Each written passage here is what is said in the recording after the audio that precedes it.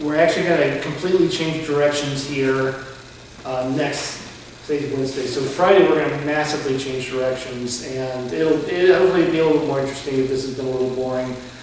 Today, we're going to cover stuff to mostly do your homework for, and homework 4 is pretty painful, so after today's lecture, you really want to start looking at that. But once you figure out how to do the questions, you'll realize that's not really that hard. So anyway, I just want to point out that's today's lecture. In terms of review, I want to show you something kind of cool. And this is going to get you calibrated towards quantum a little bit better than anything else. So just review, remember that if you have A2 operators that commute, then there's not much to talk about. Therefore, your states are simultaneous eigenstates, eigenkets of both operators. Okay, whatever. Now, where this matters is like L and M, L and M. That's like PX, PY, PZ, right? So if I'm asking what's the angular momentum of the state, it says it's 1, then it's a P state, but then I can ask, is it an X, Y, or Z? So that's an example of a state being an eigenket of 2 states simultaneously. I mean, you've seen this, right? You hopefully saw that in undergrad. It's PX, PY, PZ. So it's pretty easy. Okay, it's when it's not equal that things get hairy. In which case, we know that just from last time, hopefully the kitties didn't drive you too nutty. They've been like screaming at me. Ever since Zoe had her surgery, for some reason they are fighting constantly. And I think it's because Charlie doesn't recognize Zoe. It's like a new cat to her. So, anyway, that's just been driving me nuts. Okay, so just remind you of this 1/4, and maybe I can do that this way. That bothers me a bit. Okay. So last of my funky lectures, I showed you how to solve this, and the trick there, of course, is you write delta, the variance, right? This is the variance in the operator. It's just a function. Delta operator A is just a function of operator A. We've dealt with that. It's not particularly difficult. The trick was to write this out as, you can write out the operator as a sum of a commutator and an anti-commutator. It's just A plus B plus A minus B plus A plus B. Anyway, it's something like that. And so it ends up being pretty simple. And there you go. I don't really think I have too much else to say about that, but I do want to point out, so I mentioned to you I was going to give you a challenge question. This one's going to kind of blow your head off. And this is one of the reasons I don't like quantum mechanics, because there's not really a numerical answer, there's an intellectual answer. Now, before I do that, let me point out that at an undergrad level, hopefully everyone's okay with this, you learned this one, that the commutator of position momentum is IH bar. And again, I know I went over that as an undergrad, so not much to say about that. That means that, of course, the variance in position and the variance in momentum is greater than h bar squared over 4. And you can then, when I draw these average values, you should be adding bras and jets. And so if those are particle in a box states, you can show that this is always the case, always the greater than. Let me point out let me give you an interesting example. Because we're going back to wave functions in X, Y, Z. We're going back, we're going to be doing this hybrid of kets with x's and x's again. So we're getting back to our wave functions. We don't need to worry about the normalization. Let's think about a plane wave. And of course, the operator momentum on that state is minus I h bar. We're actually going to prove that the operator of momentum is I h bar. kx. So again, this is like stupid easy. So that's just h bar k. Here's the wave function again.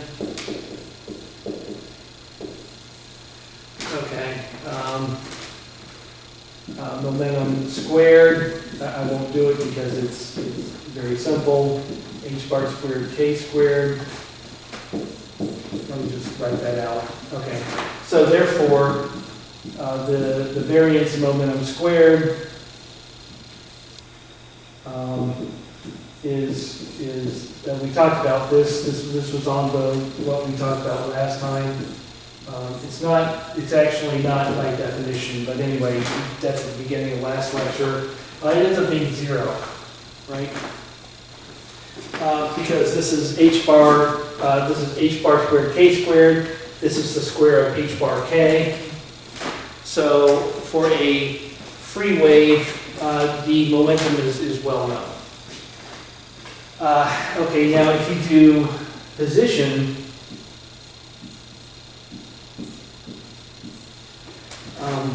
this is tricky. Now, this is tricky because unfortunately the normalization is technically 1 over, remember that, 1 over the square root of infinity. So this ends up being kind of a tricky problem. The way to solve it is to do this calculation for a particle in a box and let the length of the box go to infinity. And anyway, so that's how you do it. Because notice what I should have mentioned here is that, it looks like I've got a bit of a problem, right?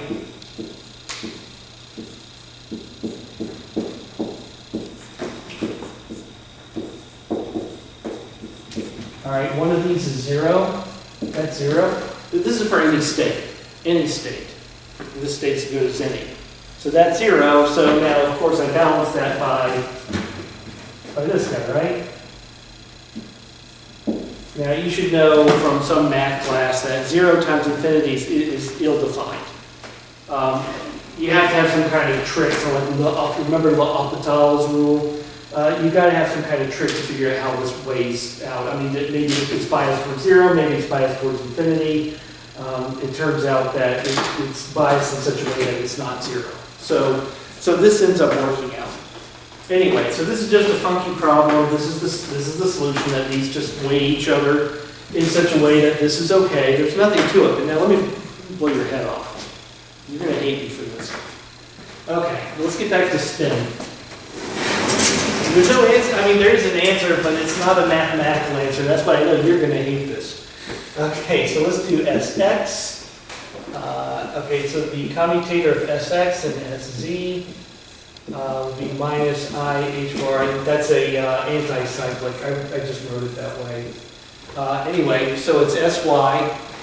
So it's finite, right? So that's fine. Okay, so now if you calculate, and now remember, I said last time that when you're doing these evaluations, you really do have to have, you have to specify what a state is. You can't just say that, this is the variance in general. That doesn't make sense. You have to work with something. So if I do this, you would find this is just h bar over 4. Remember, the SC operator is incredibly easy. SC squared is actually ends up being the identity matrix. Anyway, so this is very easy. You shouldn't have a hard time with this. SC. Here, I'll just do this one. I'm just curious to see whether I can do it. Plus. I should have written this outside. Plus, minus, minus, minus. Okay, but that doesn't do anything. Plus. So this is, so it's just h bar over 2. Oh, but I said I was going to square it.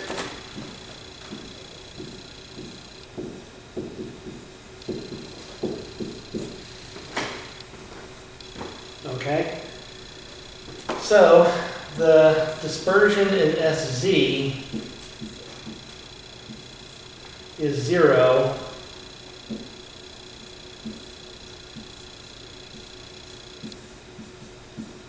So now if you do this one,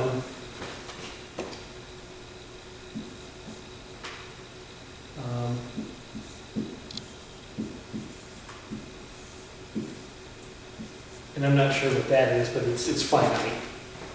Okay, so now you see here what's going to happen. I've got 0.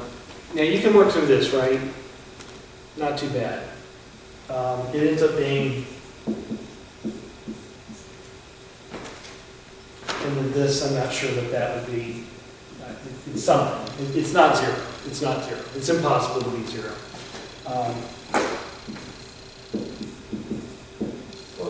Yeah, actually, here we can just do it right. H bar over 2. What is the operator is minus I plus minus.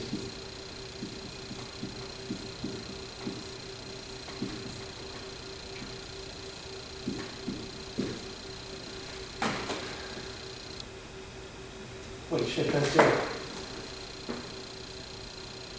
Wait, is that right? Is that 0? Yeah, I must have made a mistake. Did I make a mistake? Isn't it plus plus minus 1? Or wait, no. It's a weird, it's an oddball, it's off diagonal. Plus plus 1, then minus, and No, that's 0. Well, I'm gonna have to work Is this. it in the magical notebook? Huh? Is it in the magical notebook? No, no, I have to look. Tell you what. Let me work this out. It could just be a simple matter of choosing different states. so plus I minus first.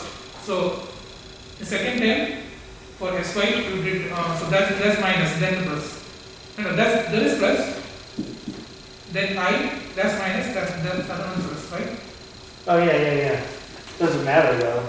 No, then the plus plus will 1. The here is also No. 1. No. If I have plus plus on left and right, then both of these terms are 0.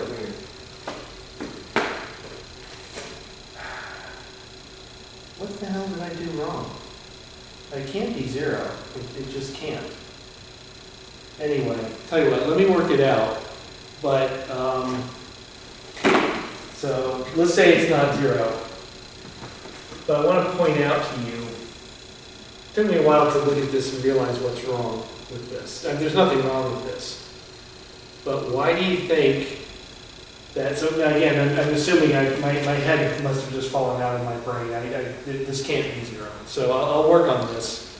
But, or I'm just using a bad example. But assuming this is finite, how can this be okay? If that's infinity. What's that? If that's infinity. What's infinity? Well, you're right. Well, no, it's not infinity. It's 0. Right. So, I gave you this problem because you can see how 0 and infinity balance out. Right. But this doesn't. Or does it? Yeah, I Does told that C just like not count? Is it like something? It has to not count then, right? you. So here's the thing. You want to think this way, but you're going to have to mold it to this problem. So just think about it. So, I mean, formally, this is 0. But I'm telling you, it's actually okay. It's actually for the same reason as that. So just think about this, and don't worry about this one. Think about this. Think about that, and think about like our unknown, that. So this is like P in the example, and this is like X in the example, in the previous example. So so that you don't need to think about this, it's just as it is. You can't have any variance. When you have an operator working on its eigenstates, there's no variance. It's impossible because you know everything. So it's this guy. Why is this guy actually okay to keep the uncertain principle finite, despite the fact that now I'm going to freak out for hours until I figure this out, by the way. I mean, again, I'm certain it cannot be 0. I'm just doing something wrong, but I'll work on it. So why is this okay? Why does this work out? So think about it. Anyway, so I just wanted to introduce that problem. I was going to put it in the handout, but actually today's talk, I don't have much to say. God, I should have worked through that before class. See, that actually surprised me. I wanted to show off actually and show you what SY was. Wait, how is the absolute? Yes, the absolute value. That doesn't. Oh, I'll figure it out. That can't be right. Sometimes that's why I have to do things with matrices. Matrices. If I get stuck in one of these, a matrix will always get you unstuck. We just need to prove that it's not 0, right? What's that? We just need to prove that it's not 0. I'm pretty sure it's not 0. It's not 0. It's what? It's not 0. What is it? It will not do anything because one is a call matrix, one is a row matrix. Well, I mean, if it's an operator, it just can't. I mean, yeah. I mean, by definition, the fact that it's an operator, it's not 0. You know, SY is not 0. I'm a little confused about why I believe you actually need to evaluate it with the state, and I'm just. And that's the theorem, right? So that's. Wait a minute. Did I not do that? Maybe I didn't do it right. You don't do it that way with H bar. Anyway, look, I'll figure it out. I have to admit, I'm going to go bonkers until I get it. But anyway, so just think about that, though. Think about why this is analogous to our uncertainty in X and why that's actually okay. This is one of the reasons why I'm not actually the biggest fan of quantum, because you run into situations like this where I'm telling you this is actually okay, but it appears 0 times a finite number is 0, but I'm telling you don't actually want to think of it that way. But my question to you is why. And once you figure it out, it'll be kind of obvious. I'll even hint at that today. Okay, so today, transform basis. So today is all about transforming basis representation. So remember, in spin, it's the plus ket and the minus ket. Not much to that. I could transform that to the Sx plus Sx minus. It would have been tantamount to simply say that, to call up and down x. That would have accomplished the same goal. Now, when you're talking about, so we'll have two operators, and we'll have states for those operators, and they won't be the same because we're going to say that that they don't commute, right? That means they don't have the same set of states. So that would actually X and P would be an example. So that's kind of useful. Let's see here. The point of this is, it helps if I just write it down. I'm gonna start out trying to explain it one way, then I'm gonna kind of massively change directions. So for a particular, this is a little something I came up with actually when I was writing my notes. The book uses this dash, 1 dash, 2 dash. It gets really confusing. I think they really screwed up, and I realized all I had to do is I just changed the notation. I use an N. N1 is the ground state and higher states and whatnot. Now, of course, you know that the real way to do this is to take the alpha state and resolve the identity. Right? That's the resolution of the identity. And of course, you have to sum over all states. Okay, so resolution of the identity, and of course, you recognize this as your coefficient. 0.1, 0.2, on and on and on. Anyway, not much to it. Okay, now at the surface of things, what we're trying to do is this. We have a different basis that spans the same space, so that would be like, here's an example, to make this more concrete. Let's say that the state is like a wave function in one dimension that my cat drew, and the expansion in A is like particle in the box. And instead, what I could do is I could have made some kind of summation of a different basis in all in the x direction, which would be like harmonic oscillator. So like particle in the box, free waves, harmonic oscillator, they're all complete basis sets in one dimension, right? So anyway, so there's nothing that my cat could draw that I couldn't decompose into a summation of particle in the box or harmonic oscillator. Anyway, I just want to make that more concrete. And of course, I can resolve the identity, which is to sum over all harmonic oscillator space. Okay, and again, this is just a number. And one reason, it doesn't matter. You can put this in front or behind the cat. That's notationally not important at all. Okay, now this is ostensibly what this looks like. However, this is not what I'm going to actually do, because when you have a space, and let's say it's like the x, like by space I just mean like one-dimensional problem, and I have a set of states for that. So like I have harmonic oscillator states, whatever. I've done a lot of work to represent my problem with harmonic oscillator wave functions, which span all space, which means I can sum them to infinity and represent anything that my cat draws. Now, what I can tell you is that I can try to figure out some fancy mathematics to transform that to a sum of states where those states are different, where they're particle in the box states. Why? I can do that. Let me show you how. It ends up being real stupid. What you do is you are going to transform, so you have a transforming operator. I'm going to call that U. So what this transformation operator does is that it's going to take a state like the ground state of the harmonic oscillator. Again, I'm just being very specific for the hell of it. And I can turn the ground state of a particle in a box, and using this operator, I can turn that to the ground state of a harmonic oscillator. So, particle in a box to harmonic oscillator, or vice versa, whatever. So that's what this operator does. It transforms one state to another.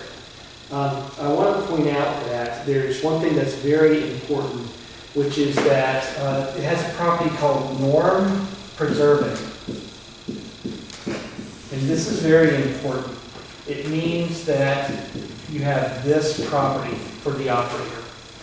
The operator times its adjoint has got to be equal to 1.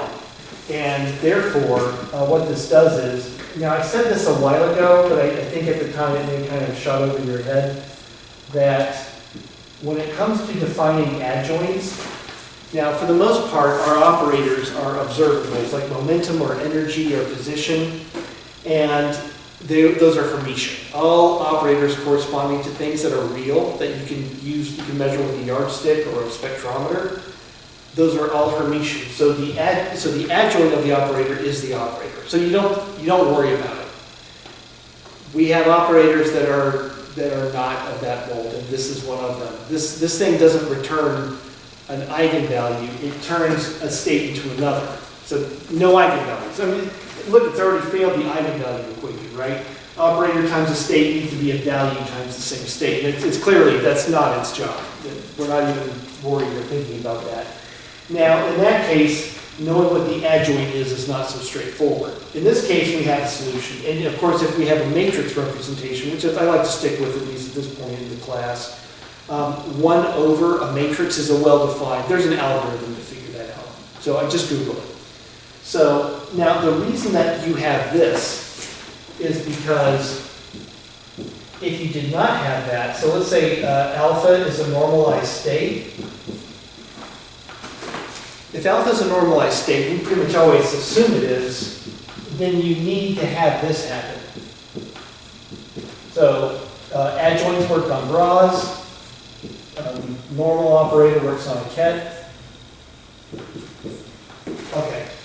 So if this thing's job is to transform one state from, the representation of this state to some other representation, there's no reason to think that it's still not normalized, right? So again, alpha state is normalized, and it should be normalized no matter whether I represent it as a sum of particle in a box states or a sum of harmonic oscillator states. It's still normalized.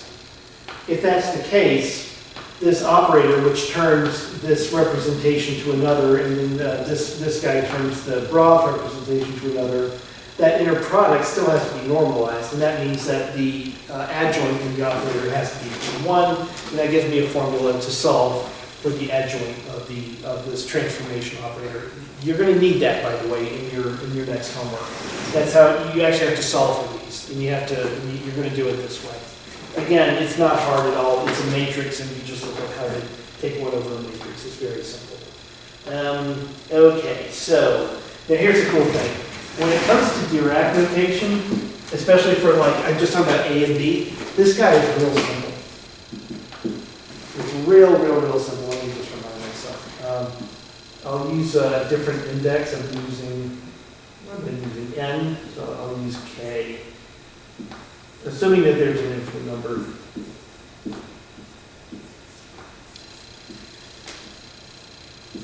That's it. Right? It's stupid. Okay. And the transpose, so remember, what you see is that this is turning A, this turns A into B, right? So remember that when you apply this to a ket, let's say you apply that to an A ket, where did I do this? Yeah, when you apply this to the A ket, it turns into a B. So ket bra, and that's just a number, and so you end up with a B ket. So it turns an A ket to a B ket, right? Incredibly easy. Now remember, the adjoint's job is to act on the bra. So therefore, all you do for the adjoint is you just switch them. And you can also figure out that when you put these two right next to each other, that it's one. Okay, so again, this is real easy to figure out. I mean, it's like stupid, right? And actually, here, let me prove that the operator times the adjoint is 1. And again, you have to do that with one of the STEM problems. Not that I'm apparently that good at it, because I'm still in my head, I'm running over why the hell is an SY state 0? That cannot be the case, so I'll figure that out. It's kind of embarrassing to have this on tape. Actually, this is the kind of thing, I have to do this class a couple of times before I work out all the kinks, so that tends to happen. Okay, so let's do that. I need to always remember those hats. The only thing here that's a little funky is I better remember that I need to use a different, I can't use K for both. The book is always using K or K prime, and that sucks because I just get confused. So that's the adjoint. I want to make sure I was consistent. And now you can see why this is going to work out so well. That, of course, this is a Kronecker delta. And remember, when you run into a Kronecker delta, you just pick one. Pick whether you're going to make all the K's L or all the L's K. Remember that if K is not equal to L, then the Kronecker delta is 0, so the summation, that element of the summation disappears. So when you see one, wipe out one of your sums and then just choose whether you're going to make the damn thing, whether you're going to get rid of the K's or the L's. So I'm going to get rid of the L's. And let's see here. So this guy survives. And again, I'm getting rid of the L's. And what I mean by getting rid of the L's, wherever I see an L, I write K. And of course, that's a resolution of the identity, which is 1. So there you go. Okay, now here's the deal. Let me show you how to do this in matrix form. So recall that and hopefully, you know, you've had some practical experience on representing operators with matrices. Let's see here. So what I want to do is present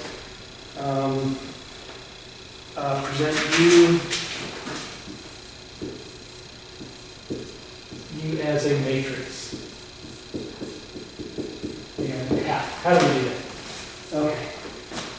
So one, we're going to start with alpha in the A representation, and I will use the letter L. And this is what I already wrote this, so you've already seen this. Okay. Okay. Next, on the left, you're going to do this, right? So I've already represented. See how I'm being covered here. I've already got alpha represented in the A basis set. So what I'm going to do is project that. See, like here, you don't really see the A's, right? So I'm just going to project alpha to B.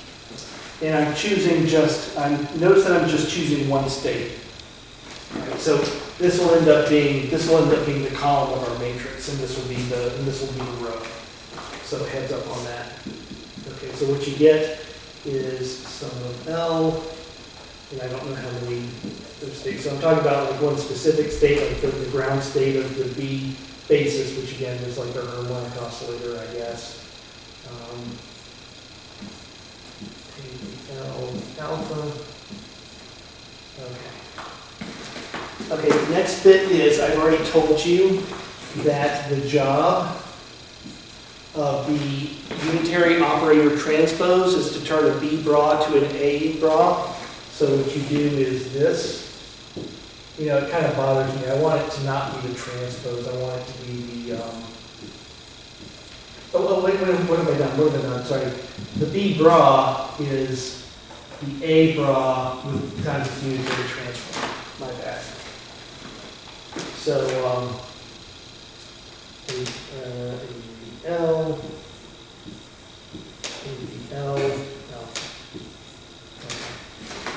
so there you go. There you go. This is really all you need to know. So again, what's a little unsatisfying is that matrix, you want to see two sums, right? You have to have a row and a column. I've only got one here. Now that's because I haven't really told you, this is only one element. So remember that these bras are what go down the matrix, and then this sum goes across. So I actually do have a matrix. So let me make that clear by writing out the end result of write alpha, and I want this to be in the B representation. Oops. Remember that when I write these as a vector, it's a column vector of inner products. So there's the first excited state of whatever B is. Alpha, dot. And this is, remember this is the end goal, to turn alpha into the B representation. And the way you do that is, okay, so remember I said here's A prime.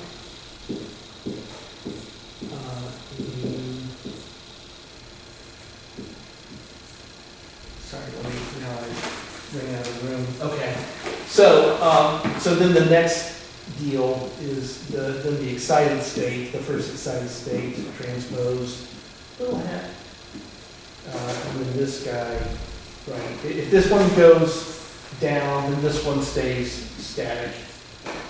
And then I'll just go 8 to the 3 to make that clear. Okay, now that I always have to try to memorize that. The bras are the ones that increase. Okay, so then that means that this element is A1 ground state, and then this is A2. There you go. And there you go. I won't write any more. I hope it's obvious how that goes. And then, of course, originally we were in the A representation of alpha. The particle in the box representation, we want to transform that to the harmonic oscillator representation. So again, actually, let's think about spin. So like the so a state in our spin deal, there's an up and there's a down. So our vectors are only two elements. Matrix, and then a representation in the different bases. So this would be like SZ plus, SZ minus, and then we would transform that to SX plus SX minus. And that's literally what you're going to be doing on your homework. And as much as, one reason I had you do homework 3 is these operators, they're really not hard. It's just plus, plus, minus, minus, or plus, minus, minus, plus, like SY, which is still screwing with me. So it's not terribly, and all the matrices for spin are just 2 by 2. The column matrix are just 1 by 2. So there you go, there's not much to it. Okay, but now here's the thing that kind of blows, is I've actually misled you. I've actually misled you about this. This is all true, you can do it on a homework, but this is not how we do it. The reason is, and I alluded to this already, is that once you have a basis, your A kets, you don't want to drop them. You don't want to drop them. You've done a lot of work to figure out what they are, especially when we do harmonic oscillator. That's going to take a while. We're actually going to solve those explicitly. Once you solve them, you want to keep them. You don't want to mess with them. Now, this is a very important lesson. You can either, so when it comes to quantum, you solve for states and then you apply the operators to those states. That's how you solve all your problems. Now, when you need to switch basis sets, you can either do that and then apply the operator, or you could change the operator, right? I have been writing matrices of operators. Who says I have to write that matrix in the SC representation? I could make it the SX representation. So how do I do that? It turns out in quantum, when we're talking about these types of transformations, we never transform the states, we transform the operators.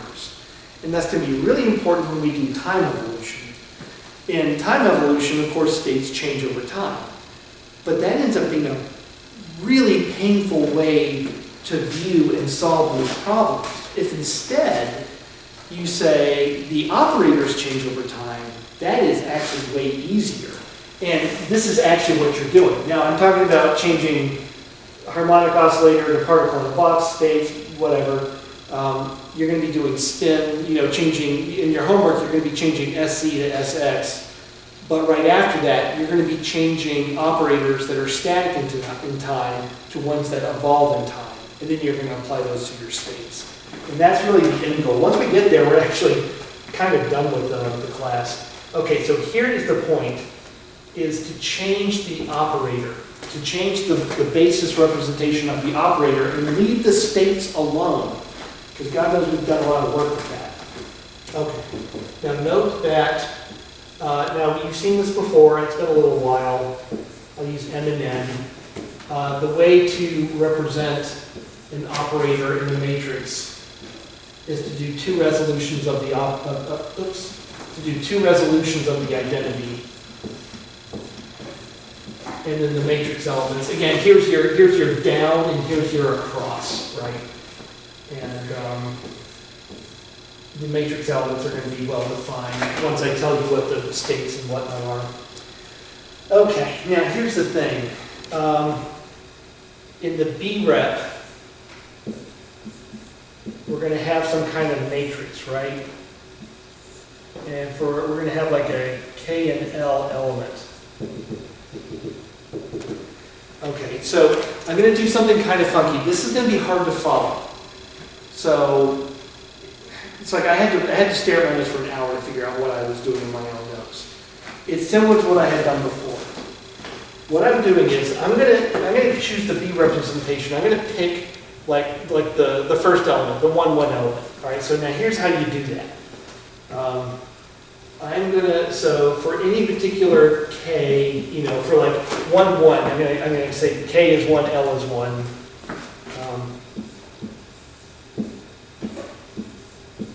Okay, so what I'm doing again is defining K and L. K goes from 1 to infinity and L goes from 1 to infinity. This is a matrix.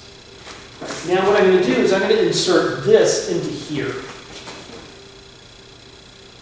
So that's how this goes. And again, I found this to be kind of painfully confusing. It took me a while to get this. The reason is the original representation comes with a double sum, but so that I don't blow your heads off, I'm not going to write another double sum. I kind of need to, because all matrices are usually, require two resolutions of the identity. And I'm not going to do that. Instead, I'm just going to remind you that any particular element is just going to be a K and L element. Okay, so what you end up with is K, A, B, M. Anyway, I just projected the bra, the BK bra, onto the matrix I wrote above.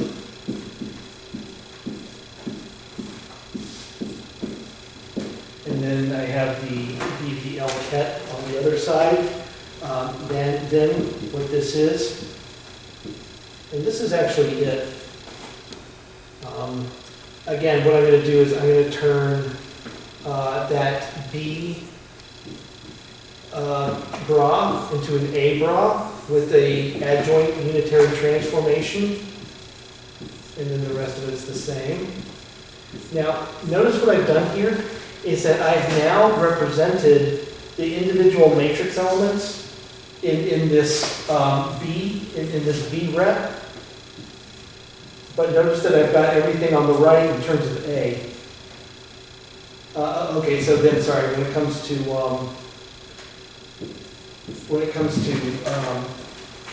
the B cat, now I use my unitary operator, not the adjoint.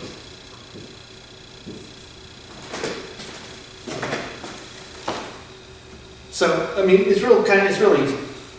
Okay, but now what I want to point out here is that this is the U transpose matrix, the U transpose operator in matrix form. This is still the same thing. It always was. It's still the same matrix. And this is just the matrix form of U. So yeah, it ends up being real easy. To transform this operator from a basis set, like particle in a box, into a basis set of harmonic oscillator, or to transform this operator from SZ to SX, you just do this. So the operator is equal to the operator. It's almost stupid. There you go. And yeah, that's really all there is to it. Now, again, I can't emphasize enough that to make, this is probably looking really abstract right now. So what you're going to do is you're going to have some operators that work on spin, and you're going to have spin states. So if you have an operator, you have plus and minus, so it's stupid easy. You're going to figure out what the unitary operator is to transform SE to SX, and then you're just going to do this. It actually really is not that hard. It's a couple of steps, but it's really not that hard. And the last bit I want to point out is that you need to go, I know. The trace of these matrices, it's a double check, and you have to double check this on your homework. The sum of the diagonal elements is called a trace. It tells you a lot about how this operator is behaving. The trace of the operator is a variant when you take these transformations. It's one way, it's basically, for now, it's a way to know that you did it right. It has other implications later on when we talk about populations and whatnot. But again, when we have a representation for the operator, sum the diagonals. It'll be easy when it's just plus and minus because it's 2 by 2. And then when you do the transformation of the trace, it's still the same. I'll go over that next time. And the last thing I want to point out to you, where this really matters, this is a silly problem. We don't really need to work on this. Where it's not a silly problem is when these operators are the time evolution operators. And what you're going to do is take a simple operator like position or momentum, and you're going to figure out how that position and operator changes over time and apply that to your states. And now you know how the states are moving. How fast they change, how their speed changes over the time, and how position changes over time. It's really kind of fascinating. That's what we're building up towards. So a simple problem to figure out how to do this right, And then we're gonna get the time evolution, and you're gonna be, again, seeing that over and over. I'll figure out the